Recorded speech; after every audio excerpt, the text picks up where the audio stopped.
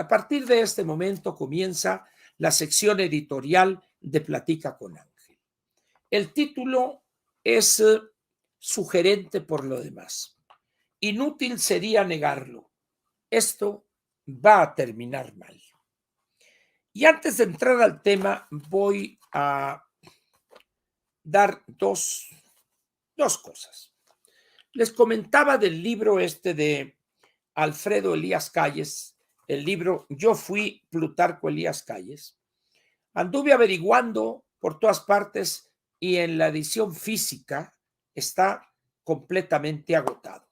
Es prácticamente imposible encontrar en librerías un ejemplar nuevo. Incluso en Kindle, en Amazon, ni siquiera anuncian la edición esa, solamente en Kindle.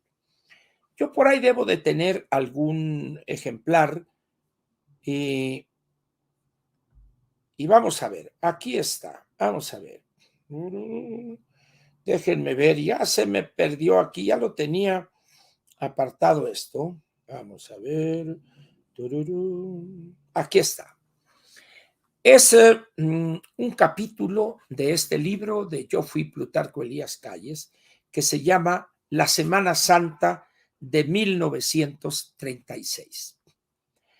Y dice así: una enorme ingratitud fue disfrazada de acción necesaria solo para legitimar a un gobierno débil, refiriéndose al de Cárdenas. Vaya maquinación. Se vulneró el más íntimo de los ingredientes del soldado y hombre de Estado, el honor. Ojo, se vulneró el más íntimo de los ingredientes del soldado y hombre de Estado, el honor. Eso hizo Lázaro Cárdenas frente al general de división don Plutarco Elías Calles. Vulneró el honor, lo traicionó, habiendo sido meloso e hipócrita, y ahorita voy a leer párrafos de las cartas que le envió.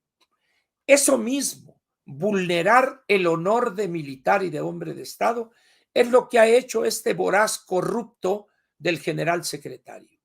Chafa, burdo, ratoncito menor, pero que exhibe esa bajeza, esa inmoralidad del militar corrupto y que traiciona lo que le enseñaron en el colegio militar. Continúo. La disputa de las ideas debe ser debatida y cuestionada. Tal es el propósito de la esencia republicana. Mentir institucionalmente para nublar el prestigio de un servidor de la nación es execrable. La elocuencia cortesana persuadió al presidente Cárdenas de que las ramas de mi árbol le hacían sombra. Seguí hurgando en el archivo de los recuerdos y encontré esta comunicación del 1 de mayo de 1934, solo 7 meses antes de convertirse en presidente. Así decía su misiva. Estas son palabras de Lázaro Cárdenas. En este día en que los trabajadores del país rinden honores a los obreros sacrificados, quiero hacer llegar mi saludo al hombre que ha dedicado la vida al triunfo y justificación de la Revolución Mexicana. Acepte usted la presente con el cariño que se lo dedico. Lázaro Cárdenas. Pero ahí les va otra. El 1 de octubre de 1930 recibí carta del general Cárdenas por conducto del mayor Rafael Pedrajo, en la que me envió un cariñoso saludo. 2 puntos. Textual, escrito por Lázaro Cárdenas. La agitación política del momento convencerá a usted de lo indispensable que es aún su intervención y la inconveniencia de su alejamiento del país, porque aún no está cuajada alguna otra personalidad que tenga ascendente sobre políticos y militares. Los enemigos de la revolución y otros malos elementos hacen labor de zapa que va minando en todas partes. Solo usted puede serenar la situación, a evitar un nuevo desastre al país.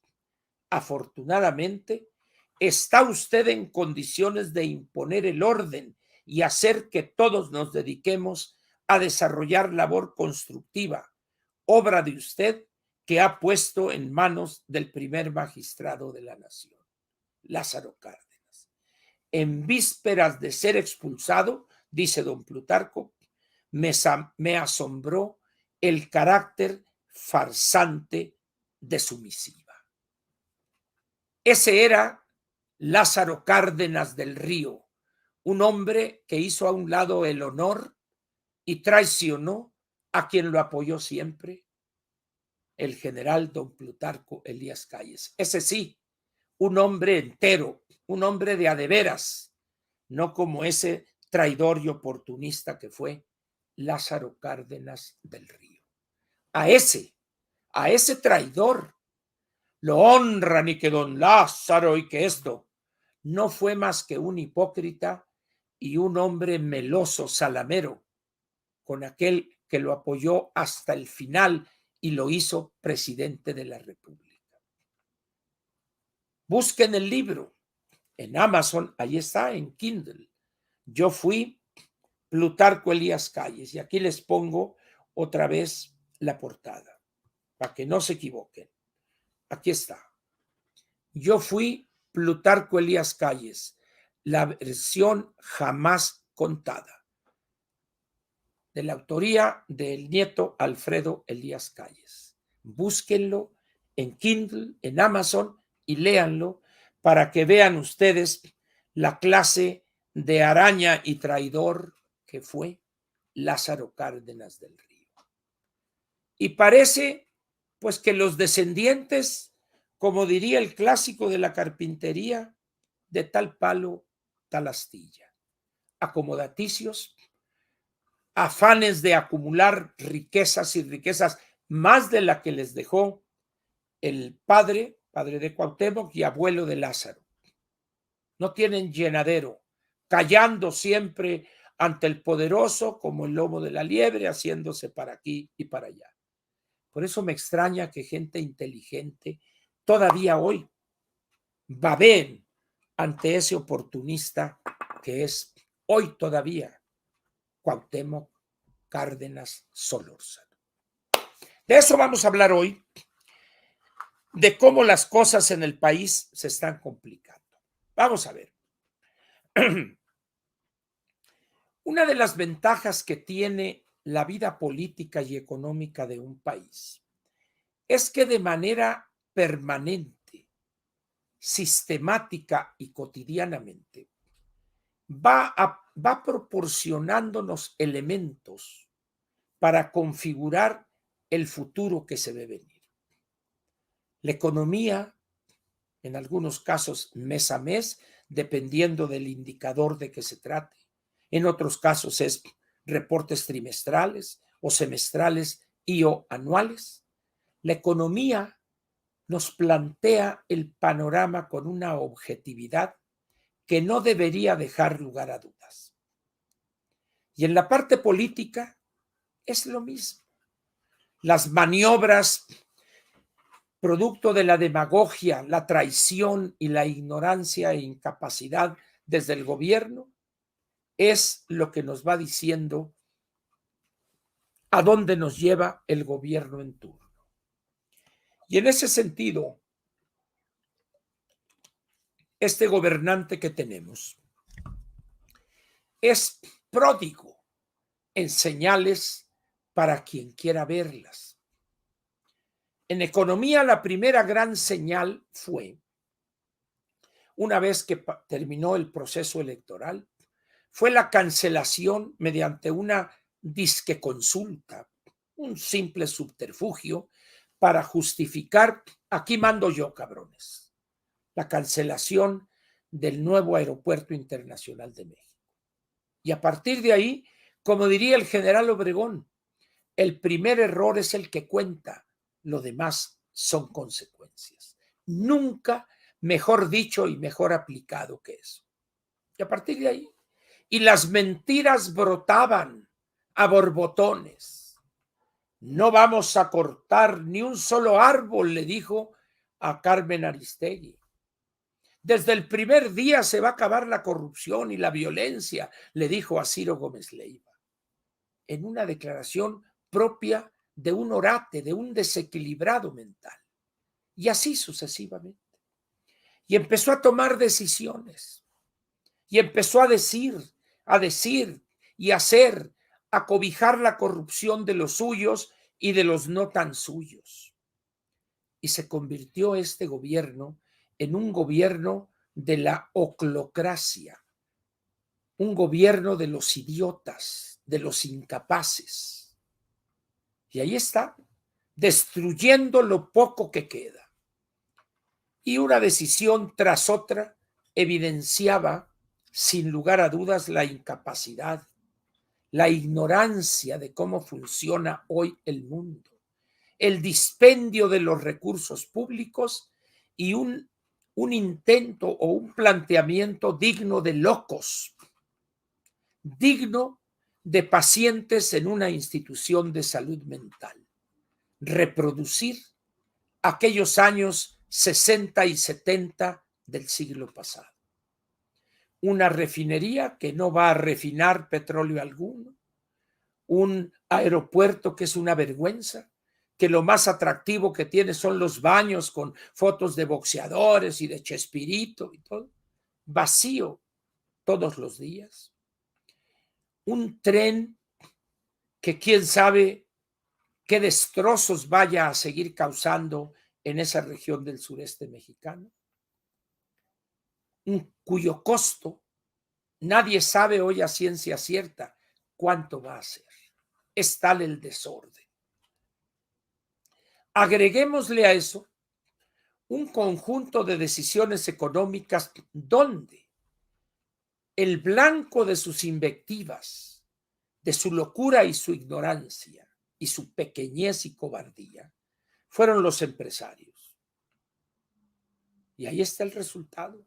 Una economía estancada, un sistema público de salud y el sistema público de educación en ruinas completamente, que lo que ha hecho es encumbrar a un loco soberbio, iluminado como López, que es López-Gatell, y por otra parte, otorgándoles privilegios que jamás soñaron a esos delincuentes de la CENTE, CNTE y sección 22, que tienen a Michoacán, a Oaxaca y a Guerrero. A esos tres es Chiapas, a ver, es Michoacán, Guerrero, Oaxaca y Chiapas. Son los 4 estados cuya situación es la peor del país en materia de educación. Ahí reina sin obstáculo alguno la sección 22, la CENTE y este grupo de delincuentes. A esos les ha dado todo y aún más. ¿Y cómo le pagan? Estos están como aquellos estudiantes pobres en la Ciudad de México, allá por los años 60, que tenían la ventaja de que su familia les enviaba de cuando en cuando un giro telegráfico, era la forma de enviar recursos. Yo no tenía esa fortuna, pero amigos sí tenían esa fortuna y sus familias los apoyaban. Entonces, sacaba uno el chiste que uno mandaba un telegrama que decía, todos bien, manden 100, todos contentos, manden 300. En el caso de López y los suyos, no están contentos ni con 100 ni con 300. Es un afán de atesorar riqueza, que diga lo que diga el bulto. Mis hijos son honestos, dice él. Bueno, hay una diferencia que le escuché alguna vez a una persona que sabe de cuestiones del lenguaje. Y me decía, mira Ángel, en México se utiliza equívocamente la palabra honestidad. Lo correcto es honradez. Y te voy a dar un símil, una figura, para que no te equivoques. Honestidad es aquello que es de la cintura para abajo y honradez es de la cintura para arriba. Honradez tiene que ver con el manejo pulcro, transparente de los recursos que se te confían. Esa es honradez. Y la honestidad tiene que ver con el comportamiento dentro de la moral y de la decencia de las personas. Entonces López confunde el amor con las ganas de ir al baño porque no sabe. Es un hombre ignorante del idioma, de las diferentes definiciones de ciertos conceptos. Entonces dice que sus hijos son honestos. Allá ellos, ¿verdad? Yo no sé si lo sean o no, o si sean honrados o no. No es algo que me interese. Lo que me interesa es que estas personas encabezan a una banda de facinerosos que se han dedicado a saquear el erario. Empezando primero, antes de que se supieran las tropelías de los hijos y los primos y los hermanos, de dos personajes de una perversidad y una ambición por atesorar riqueza en el menor tiempo posible y en la total impunidad, que son Octavio Romero Oropesa y Rocío Nale. Vean ustedes la situación de Pemex y vean la situación de ese proyecto fallido totalmente de la refinería Dos Bocas. Y así podríamos seguir. Es un gobierno, pues, que repito, nos ha estado enviando mensajes, datos, información sistemática y permanente de lo que uno tiene la obligación de imaginar, de visualizar para los próximos años. Y si uno ha tenido la precaución de seguir el comportamiento de la economía, de las finanzas públicas, de los atrasos estructurales de nuestra economía y del manejo de los recursos públicos dentro del presupuesto de egresos de la Federación, la única recomendación posible sería agarren piedras y a correr. Esto es un desastre anunciado. ¿Leyeron ustedes aquella noveleta, aquella novela corta de Gabriel García Márquez?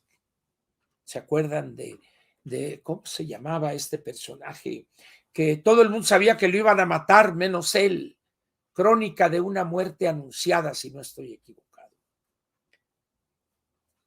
Así está este gobierno. Esta gobernación es la crónica de un desastre, de una tragedia anunciada. Nadie puede llamarse a engaño. Miren, creo que ayer este grupo de negociantes antes que empresarios acudieron a una comida a Palacio Nacional y estaba ahí un participante como gorrón ahí en la comida de este señor que es propietario de una empresa que se llama Biopapel, un empresario compadre de López Obrador. Entonces, al término de ese opíparo banquete, sale, no, platicábamos de esto, del otro, pero además la situación en el país va muy bien. Y dice este señor empresario, dice, va todo muy bien, no han subido los impuestos, la deuda no ha crecido. Y dice uno, ¿y este señor se dice empresario? El monto de la deuda neta del sector público el 30 de noviembre del año 2018, es decir, al final del gobierno del presidente Peña, era 10.4 o 10.7 billones de pesos. En el último dato proporcionado por la Secretaría de Hacienda, el último dato, el más reciente, que corresponde, si no estoy equivocado, a marzo, porque va con un desfase de 30 días.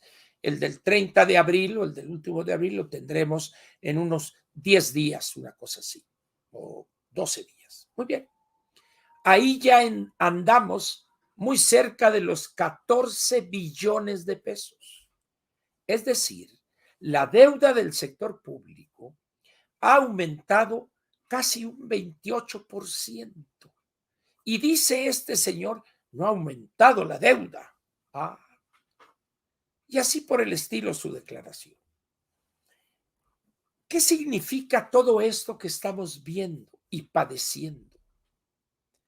Que el final de este gobierno va a ser un completo desastre. ¿Va a tronar eso antes de que termine el encargo del bulto? Hay analistas, como es el caso de Macario Esquetino, donde da números y dice, ya está el desastre fiscal. Comparto ese punto de vista de Macario. Sí, ya está, no hay recursos. Áreas como la salud y la educación pública están en los puros huesos. Estructuras vacías, porque ha agarrado todo. Y ahora anda queriéndose llevar el recurso que está en los fideicomisos del Poder Judicial, que tienen un fin específico y creados por ley, que es las jubilaciones o las pensiones, finiquitos de los integrantes del Poder Judicial. Y lo quiere agarrar 20 y tantos mil millones de pesos. Y quiere trincarse el dinero de los fideicomisos que se crearon en el INE hace 20 y tantos, 30 años, también para las jubilaciones, para las liquidaciones, etcétera, de los trabajadores del INE. No le interesa esto, le vale madre a él. Él quiere el dinero para tirarlo en el Tren Maya y en Dos Bocas. Con esas señales, ¿cómo es posible que alguien diga que vamos muy bien, requete bien? No. Decir que vamos mal es hacerle un favor a este gobierno. Vamos peor de lo peor que pudimos haber imaginado. Y los que me seguían cuando yo estaba con Pascal en Imagen, desde la precampaña, yo dije, señores, no va a alcanzar el dinero, usted está loco. Recuerdo muy bien que las dos personas que dijimos públicamente desde ese tiempo que López Obrador era un loco, era el licenciado Fernández de Ceballos y su servilleta. Nadie más se atrevía a decir. Los dos dijimos, este está loco. Luego, miren, les cuento más para que vean ustedes que no se requiere ser un genio para entender lo que se nos viene encima. Si hay una de las cosas que conozco bien, simplemente por razones de oriundez primero, yo soy un producto del Valle del Yaqui, por la actividad que en aquel entonces desarrollaba mi señor padre, que ya falleció, que era la agricultura, un modesto ejidatario y un muy pequeño agricultor. Conocí esa actividad, la viví. Posteriormente en mi vida profesional, ya en la vida adulta, trabajé en este grupo de fideicomisos que se conoce como FIRA, fideicomisos instituidos en relación con la agricultura. Así es que conozco muy bien la actividad agrícola, agroindustrial, ganadería avanzada, puercos, aves, etcétera.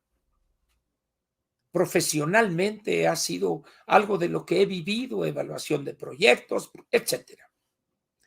Entonces, en mayo del 2018, fíjense ustedes, en mayo del 2018, me invitaron a dar una plática en Mexicali y estaban entre la audiencia. Era una plática un poco cerrada, vamos a decir. Estaban unos dirigentes ejidales, los clásicos ejidatarios de zonas de riego, sombrero de muchas X, acá, tipos cinto acá muy bien, camisa vaquera, rumen prominente y dirigentes de la CNC ahí en el Valle de México. Entonces yo les dije, señores, tengan cuidado. Este personaje, que es el candidato apoyado por Morena, odia a los agricultores comerciales como ustedes. Odia, les tiene tirria a las zonas de agricultura comercial, de quienes producen para el mercado. Les van a quitar los apoyos, prepárense. Estos señores del sombrero acá, Stetson de muchas X, se molestaron. ¿Cómo dice usted esto? Pues por otra vez los signos, la idea, las ideas que plantea este señor.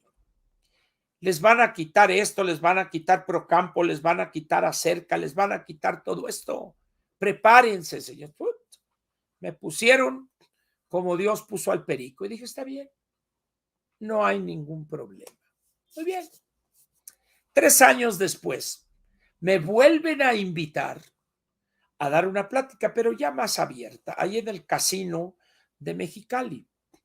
Y debo de decir, para las grandes luminarias que han ido a Mexicali, que uno juntó creo que 80, 90 personas. Otra por allá, una gran doctora, 110. Y Ángel Verdugo, hijo de giratario, campesino sin tierras, retacó el casino con más de 400 gentes. Y empecé mi plática hace ya 2 años. Empecé mi plática diciendo, en mayo del 18, yo les dije a ustedes esto y puse las láminas de mi presentación aquí, y no me creyeron ustedes. Se rieron de mí, se burlaron de mí, pero aquí está y vean su situación. Hace 2 años. Y les había dicho hace 5 años eso. Vean ahorita cómo andan ahí estos agricultores y no, que el trigo me lo deben de pagar a 8,000 pesos y una bola de tonterías. Y yo les digo a algunos amigos, oye, le digo, hombre, si no batalles, vende la camioneta esa que acabas de comprar que te costó casi 1,000,000 de pesos y vende la colección de sombreros que tienes y con eso te emparejas. Es decir, el presidente es tan predecible que dice, que nos está diciendo todos los días, aguas, esto va a ser un desastre, les voy a dejar un desmadre en finanzas públicas. Y este hombre, el delicadito que está en Hacienda, pero tenemos aquí, así, es un hombre cobarde, arrastrado, que debería ser acopio de una mínima dosis de dignidad y decir, hacer pública su renuncia y decir, este hombre es un orate, le ha causado un daño tremendo a las finanzas públicas y decirle, ahí le dejo el gallo muerto, acabe de pelar. Pero como es finito él, así es muy propio acá, pues ahí está. Al hoyo van las finanzas públicas. El uso del recurso público es un desastre completo. Hace falta dinero hoy porque lo está tirando en proyectos absurdos. Vean la situación del sistema público de salud, la escasez de medicamentos, el desabasto. Se han cansado Javier Tello, Ana Lauri, de decir, de probar en sus libros así. No, todo está muy bien y acá, ¿no? Es que esos papás son golpistas. Dice uno, qué poca madre de López-Gatell y de algunos comentaristas que cómicos de tercera se han convertido en analistas políticos de quinta. Han copado el canal 11, el canal 14, el 22, el 21 y cuánto espacio hay ahí. Ahí están. Con sueldos altísimos, por supuesto. Es decir, este desastre que ya lo estamos padeciendo, no hay ciencia en decir, señores, esto va a terminar mal. Con Estados Unidos le exportamos a ese mercado el 82-83% de nuestras exportaciones. Las 2/3 partes de la inversión extranjera directa proviene de Estados Unidos. ¿Y a quién se ha dedicado este hombre, este orate? A ofender, a insultar, a ridiculizar al presidente Joe Biden.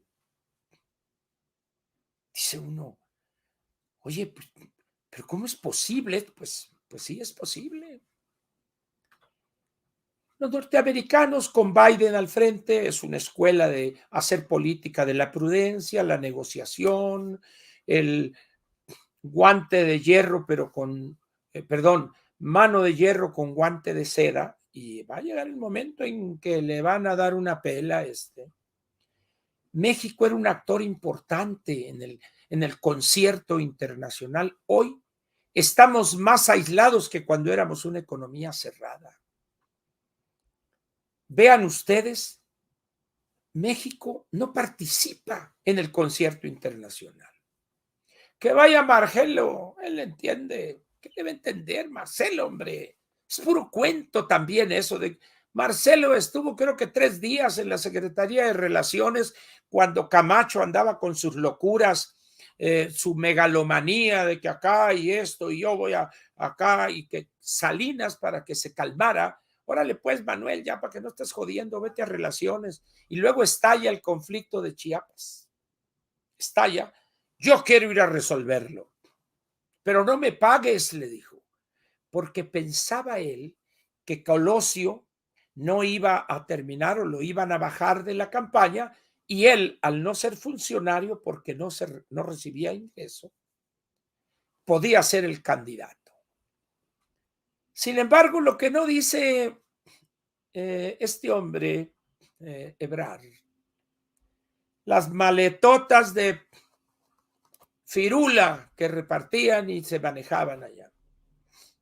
Eso fue su paso, 15 días ahí en relaciones exteriores. Y ahora es el internacionalista, en la labor que ha hecho. Por favor, señores.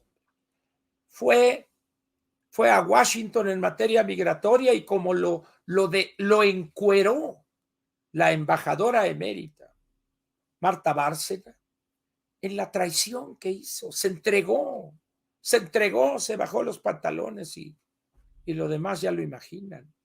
Ese es Ebrard. Y ahora es el más preparado, no es cierto eso. ¿De dónde? Es un hombre cobarde, agachón.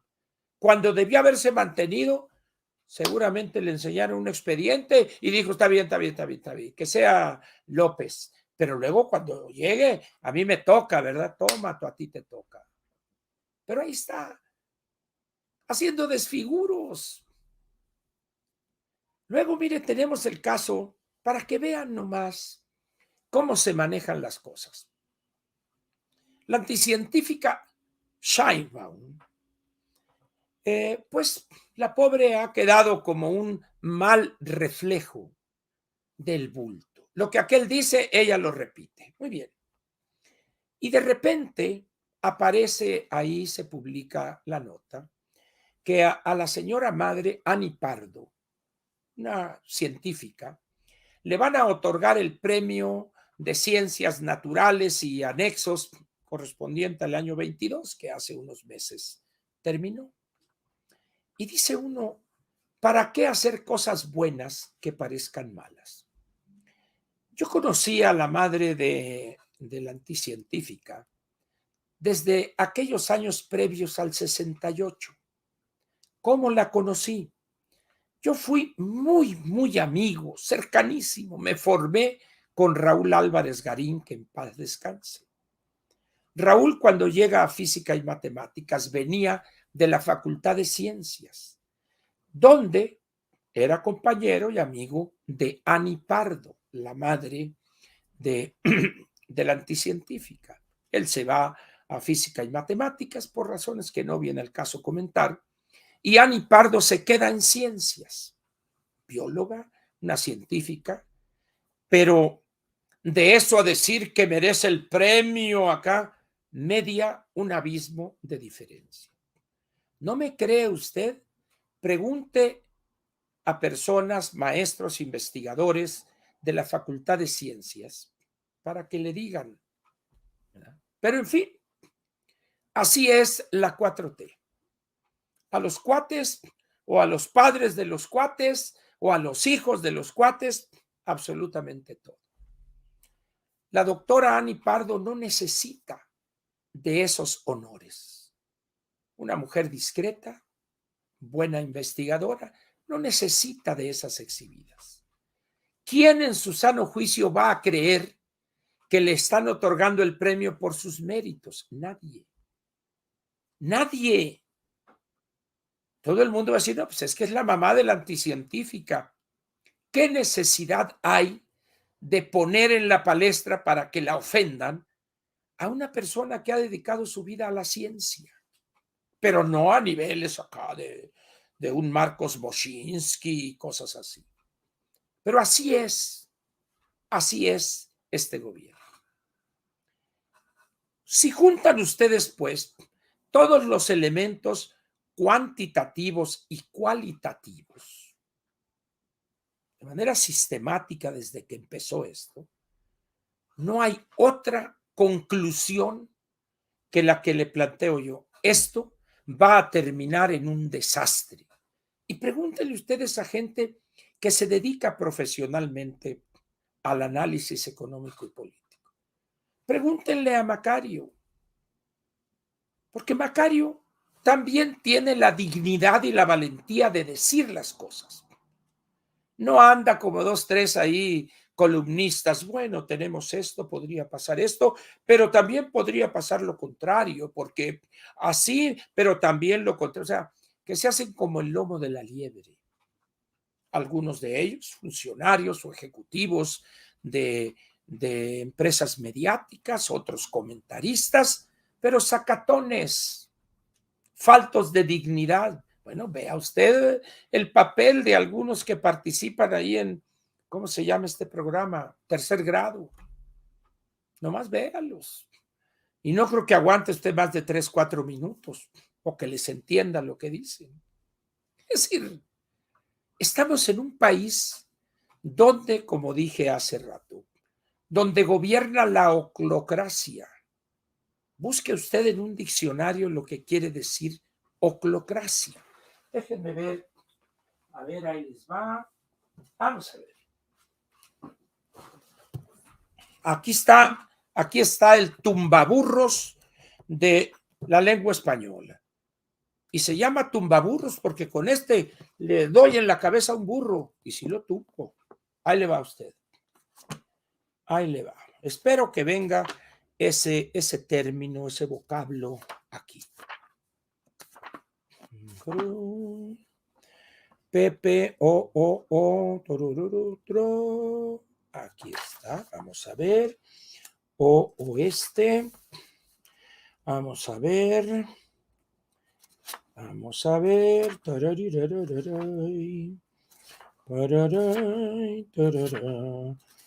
No le quiero dar más recio porque luego están muy delgaditas el papel. Aquí está. Vamos a ver. Ocluso, ociosidad, oclocracia. Aquí está. Gobierno de la muchedumbre o de la plebe. Y la muchedumbre y la plebe no se caracteriza por inteligencia. Por eso la acepción, vamos a decir, coloquial es el gobierno de los ignorantes, de los idiotas. Ese es el gobierno que tenemos. ¿Cómo esperar que un gobierno de mediocres, de ignorantes, de incapaces, vaya a llevar a este país a buen puerto el 30 de septiembre del 2024? Solamente un oportunista, un sinvergüenza, un corrupto, como este disque empresario que entrevistaron ahí en la banquetera saliendo de Palacio. Ese es el gobierno que tenemos. De tal manera, repito, que si uno hace acopio de esa información cuantitativa, que no tiene objeción, el INEGI, la Secretaría de Hacienda, Banco de México, ahí están los datos duros y no hay otros datos. Son unos solos, ahí están. Análisis cualitativos de organizaciones como el INCO, por ejemplo. Es decir, tenemos elementos suficientes para decir, agarren piedras. Más, no necesitan leer mucho. Este libro y el libro más reciente de Macario, México al borde del precipicio. Léanlos, esos dos. el de Macario que salió hace mes y medio, 2 meses, y este de Luis que acaba de salir. Y se van a dar cuenta el desastre, la tragedia que es este gobierno. Pero dijeran, bueno, no, Ángel, hombre, no seas extremista, es que el presidente va a corregir, ya, toma, tú va a corregir. No solo no va a corregir, se va a radicalizar. Vean ustedes la campaña ahora que traen para la consulta popular. Dice uno, bueno, estos son brutos naturales. Dice uno, en primer lugar tienen que pasar el proceso electoral del 24. Bien, termina con todas las quejas o discusiones, etcétera, y vamos a suponer que a partir de julio, principios de agosto, órale, viene la consulta popular. Y luego dice este semianalfabeto de Mier, y ya hasta tengo la pregunta. Dice. Y dice uno, y cuando uno lee la pregunta, dice, bueno, este hombre evidentemente es un retrasado mental. Déjenme ver si la encuentro aquí. Es que es de dar risa esto. Vamos a ver, déjenme ver. Para que se rían un ratito. Vamos a ver. También se adelantó, o sea, este señor Mier, y ya presentó hasta la propuesta de la pregunta que contendría su solicitud de hacer una consulta ciudadana. Ahí le va a ustedes la pregunta.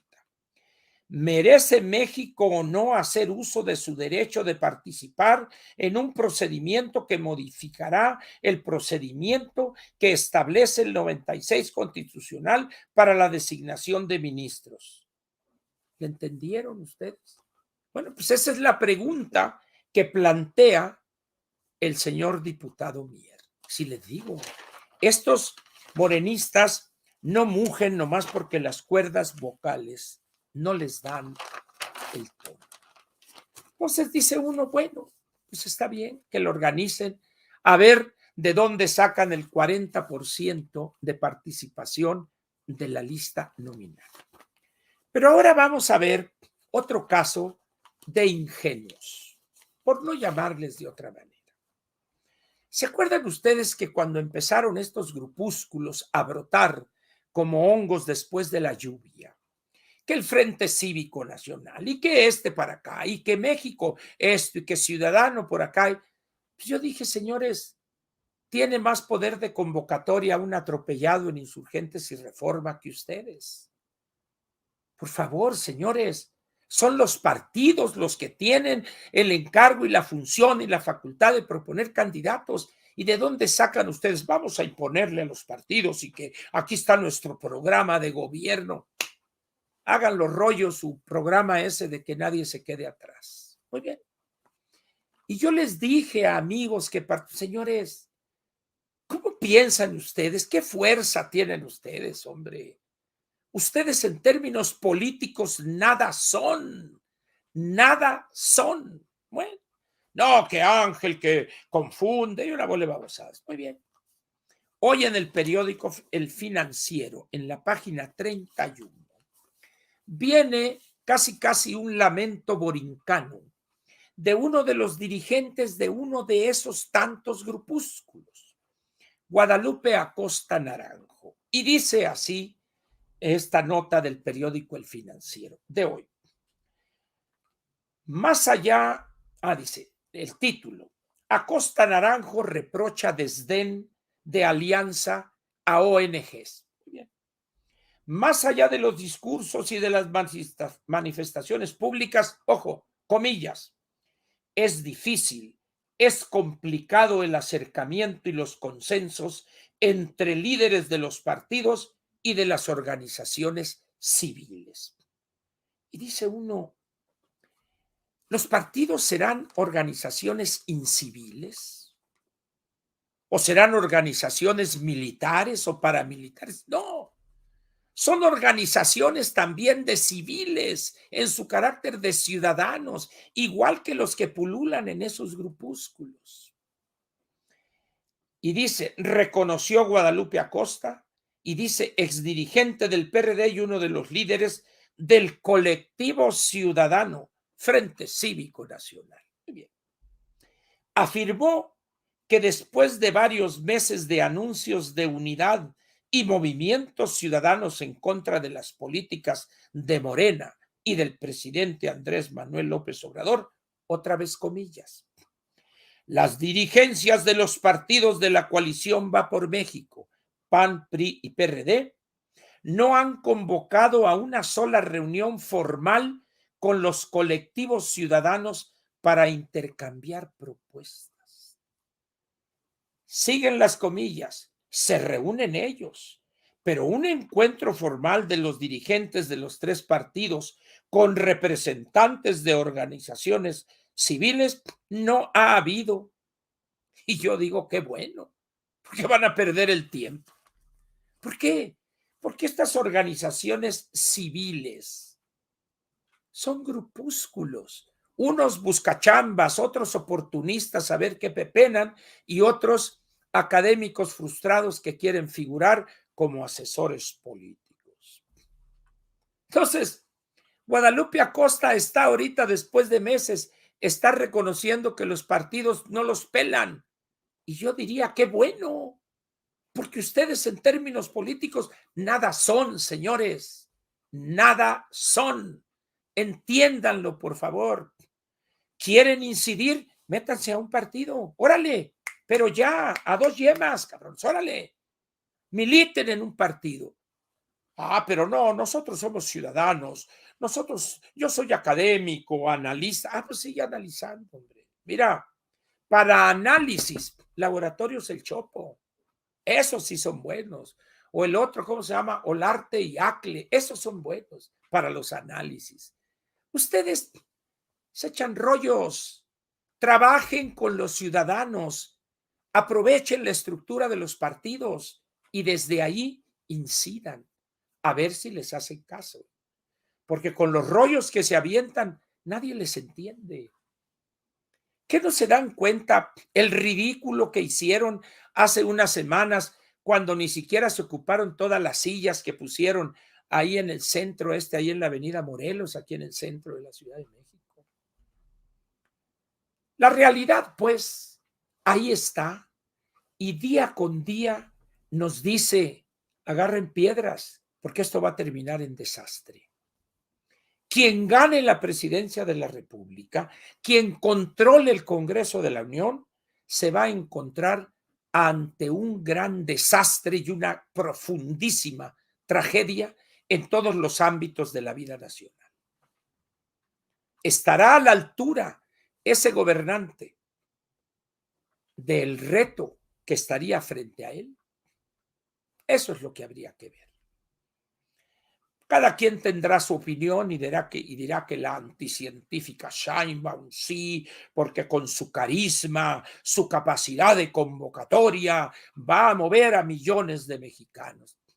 Como decíamos allá en Sonora en los años 60, sí, Chuy, date bola. Que Marcelo va a convocar a los... ¿Imaginan ustedes a Marcelo en un mitin? Ciudadanos, y esto, y con los ojos acá viscos, por favor. O el florero del Edén, es que vamos a tirar unas escrituras, que le voy a hacer como cuando le hice escrituras al peje, y ahí esos van a enfrentar los problemas. Y Monreal, yo soy un hombre digno, la Constitución y un rollo rebuscado. En esas condiciones, pues, señores, no debe haber duda alguna de lo que la realidad desde hace casi ya 5 años nos está diciendo. Esto ya es un desastre y va a terminar en un desastre mayor. Preparémonos, hombre. Si no se da ese desastre, qué bueno, estábamos preparados. Pero de darse, no nos va a agarrar de sorpresa. Lean, infórmense, por favor. Busquen. Lean a Luis Rubio los domingos en Reforma. Lean a Macario lunes, miércoles y viernes. y a otros 2, 3 analistas ahí buenos, lean a Pablo Magluf, lean a Manuel Sánchez en El Financiero, lean a Luis Carlos Ugalde, es decir, infórmense. Lean los domingos junto con Luis Rubio, lean al doctor Enrique Krause, léanlo, a Carlos Elizondo, pero háganlo, juzguen, comparen, vean, porque de otra manera el desastre puede agarrarlos por sorpresa. Y como se dice coloquialmente, los van a agarrar con los pantalones abajo. Y esa va a ser una verdadera tragedia. Los que vivieron y sobrevivieron al 82, aquello no se compara con la magnitud de este desastre y de esta tragedia. No se compara a aquello. Hoy viene de a de veras el tronido. Prepárense, hombre. Prepárense. Al menos en aquellos años había gente que le entendía al asunto en el gabinete de López Portillo. Que él se lanzó y tiró dinero y todo, pero era una economía cerrada. Teníamos petróleo. Llegó un hombre sensato, Miguel de la Madrid, un hombre prudente, austero, detuvo el retroceso, el desastre y sentó las bases para la recuperación. Aquí no esperen eso con Morena. No alberguen esperanza alguna en torno a eso. Convénzanse, por favor. Convénzanse. Y ante ese desastre, solo hay un instrumento imbatible. Déjenme ver dónde lo tengo. Ah, chinga, ¿dónde se fue esto? Aquí está.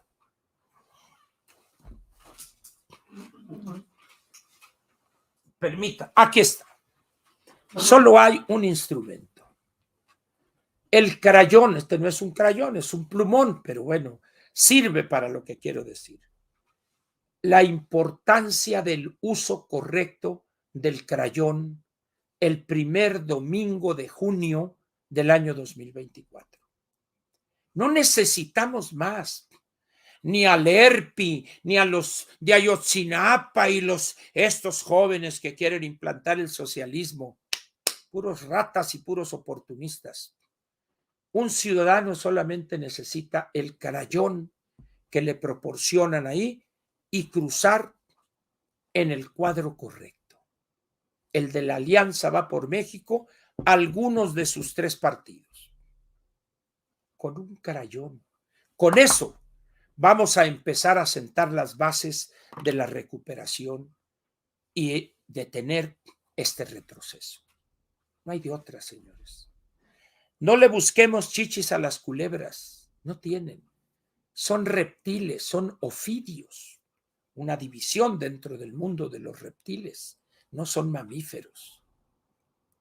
Por eso, para decirlo correctamente, no poseen glándulas mamarias.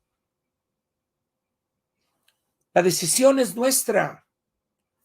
La primera prueba es ahora en poco más de 2 semanas. Estado de México y Estado de Coahuila. Demostremos que sabemos decidir.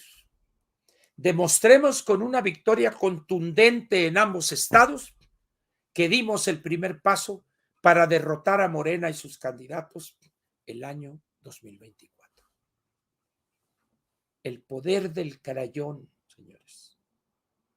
El poder del crayón. Aquí termina la sección editorial de Platica con Ángel correspondiente al miércoles 17 de mayo del año 2023.